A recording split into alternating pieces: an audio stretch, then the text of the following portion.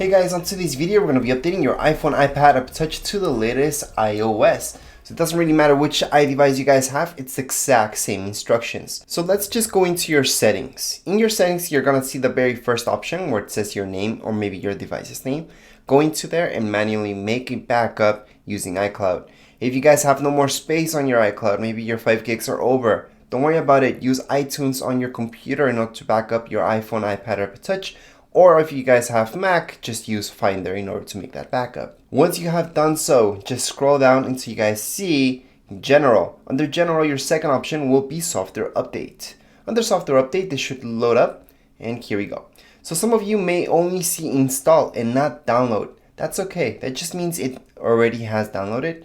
That happens sometimes. However, right now, for most of you, you're going to see Download and Install. So let's just tap on Download and Install. It's going to ask you for a passcode if you have one, and then it's going to begin the download process. During downloading, it doesn't really matter if your iPhone, iPad, or Touch turns off. However, during the installation itself, it's a big deal, because if something goes wrong, turns off for any reason, then you will have to restore it. Restoring means deleting everything from your device, and that's why we made this backup just in case something goes wrong. You also need to keep in mind that you need at least 50% of your battery. Even if you guys have 90% of your battery, I still recommend hooking it up to some electricity so you guys don't have any mistakes happen when it just turns off for any reason. Maybe your battery's not the best anymore, so it's always just best to have it hooked up to some electricity when you're doing any backups, even if you're at 100%. And yes, I know some people will disagree with me because you don't like to have your iDevice hooked up to electricity once it's 100%, and you're right. But during an update, you really need to. How long will this entire process take? Well, it does really depend on your iDevice and your internet speed. For most, it will take around 10 minutes to download with slowish to medium internet speed. And then the installation process should not take more than that too. So you're not looking at more than 20 minutes. Again, I'm looking at this with a slowish internet and maybe an older device.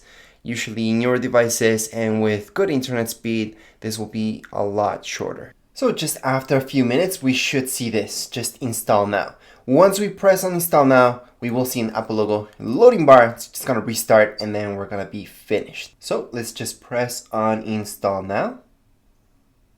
So once it verifies, you're gonna see an Apple logo and a loading bar like I mentioned, and that's gonna just fill up. It's gonna take a little bit, and then we're gonna see it again. We're gonna see another Apple logo and a loading bar. This time it's gonna load a lot faster. So we should see that Apple logo and loading too, and then we should see this. It's gonna ask you for your passcode to actually get into your phone. But before I do that, it should tell you that your software is up to date, and then put in your passcode if you guys have one. Once you do that, you are all done. That's it for this update. In total, like I mentioned before, it shouldn't take you more than 20 minutes. For most of you, it's gonna be maybe 10 minutes, and for some of you, it might be 5 minutes in total, downloading plus installation, because it's such a small update. Anyways, that would be it for this video. If you guys have any comments, questions, you guys can write down here in the comments area. Don't forget to subscribe and rate. Thank you.